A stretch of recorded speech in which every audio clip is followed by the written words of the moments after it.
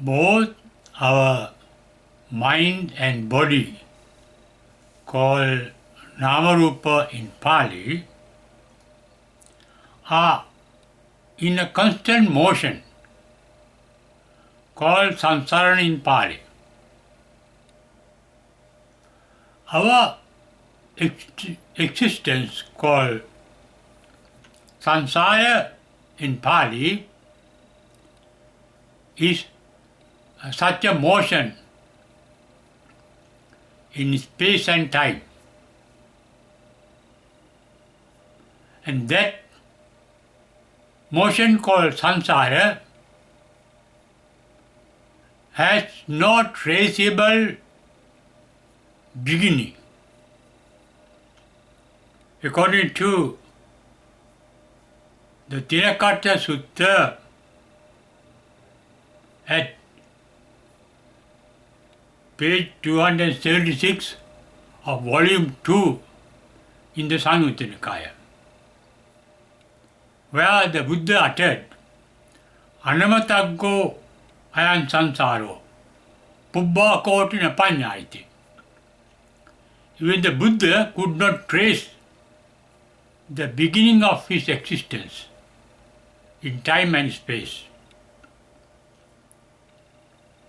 According to physical science, existence is made up of vibrations. All vibrations are motions.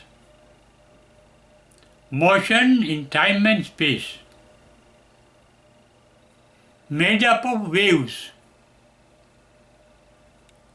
like light waves, sound waves, etc. A wave is made up of three events: rising of the wave, then cessation of the rising at the peak of the wave, and then falling down into a trough below. That's called Uppada, rising, Titi, cessation of rising, and Bhanga, falling down to a trough.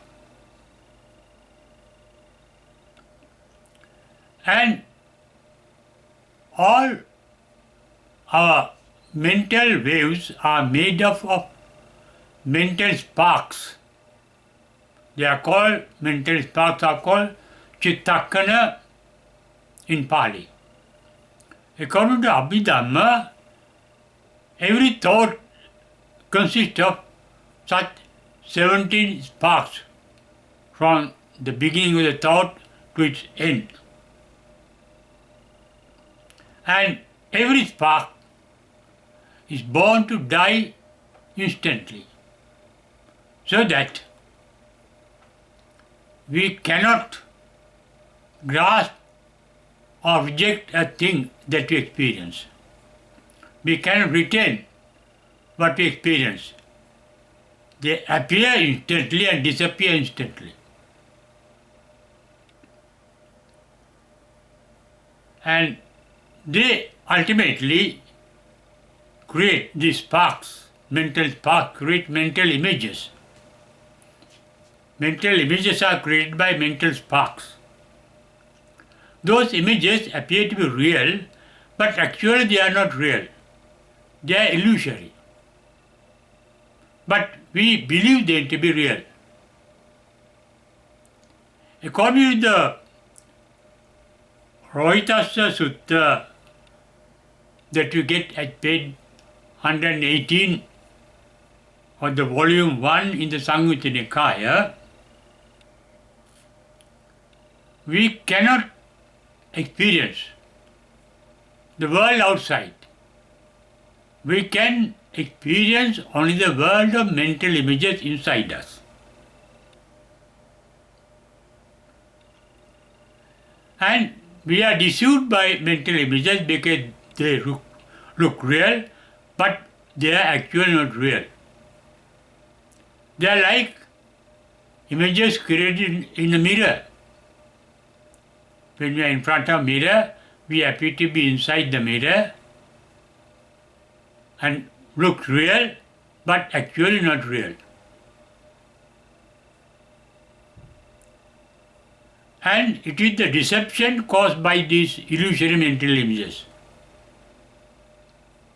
giving us the experience that we are grasping things and beings by our sensory organs.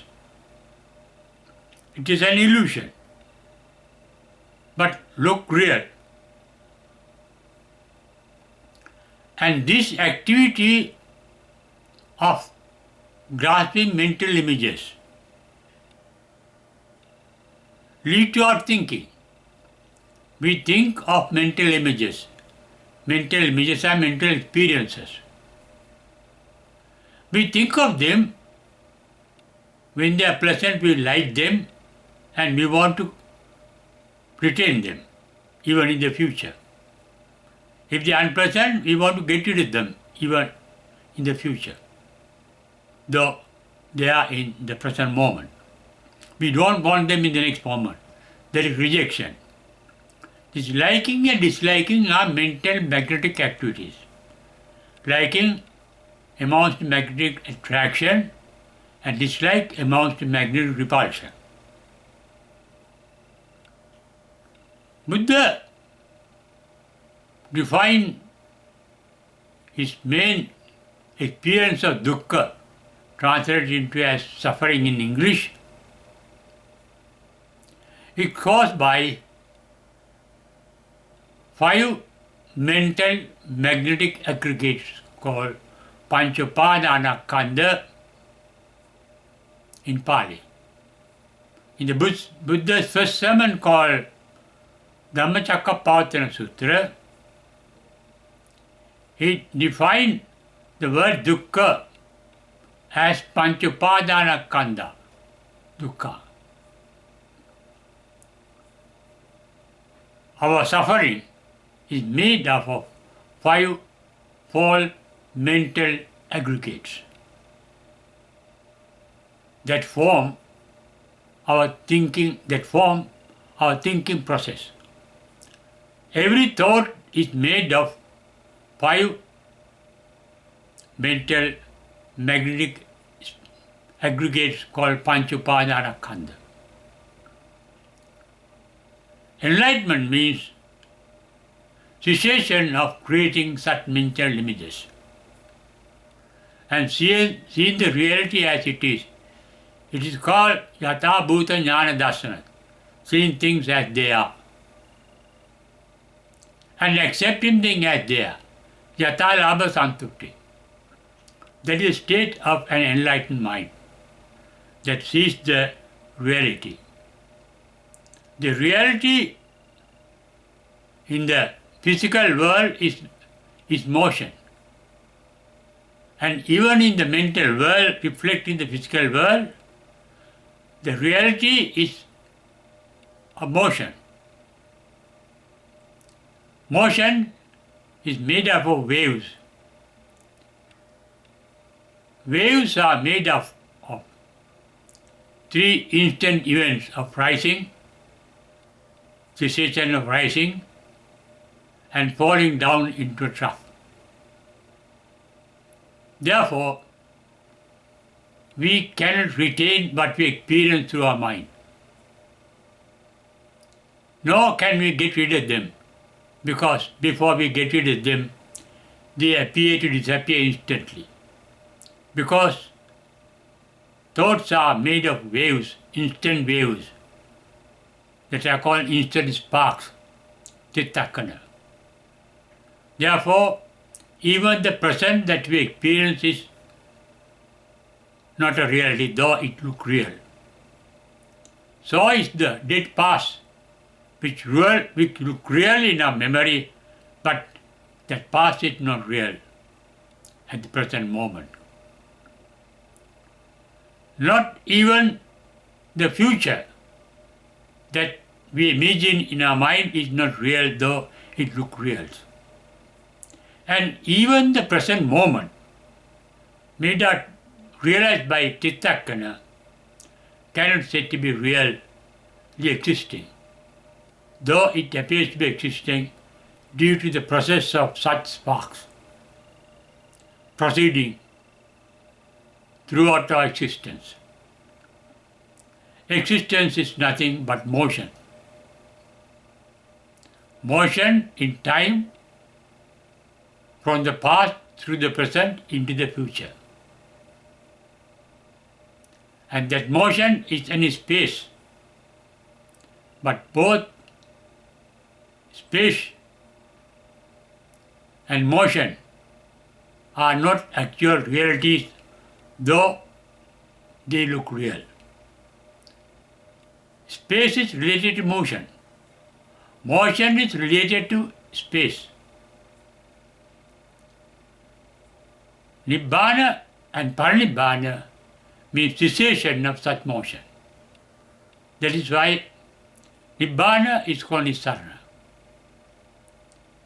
When there is no vibration, no wave formation, no sparks, there is nothing to be grasped in Nibbana. We can't not imagine it with our mind. Even a Buddha cannot grasp Nibbana because it appears to disappear instantly. There is nothing to be grasped by the mind. That is why Nibbana is said to be atakkavacharam.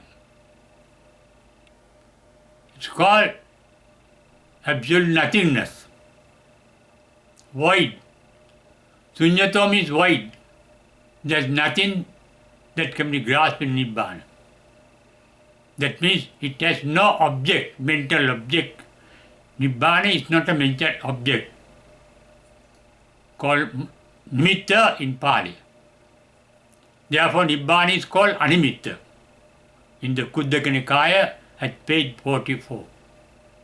Sunyato animitto, void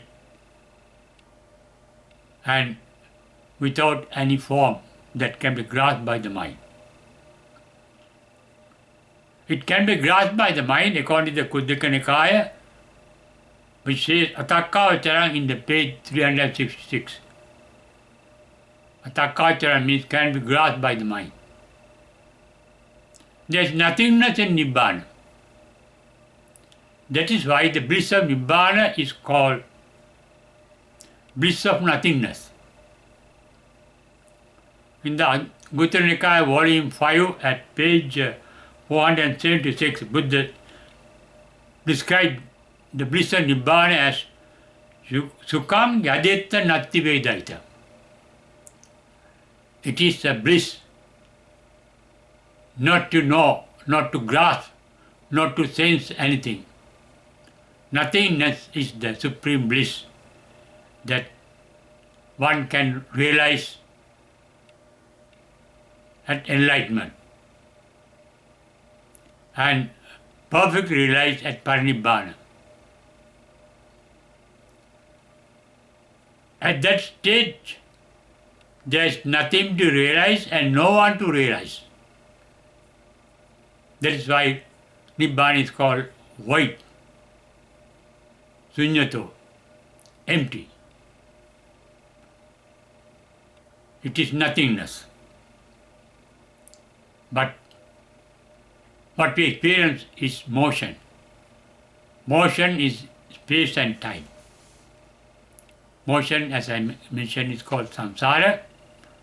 The process of motion is called samsara. The process of motion or existence is called samsara. Attaining the final stage of Nibbana, called parinibbana, is annihilation of existence too.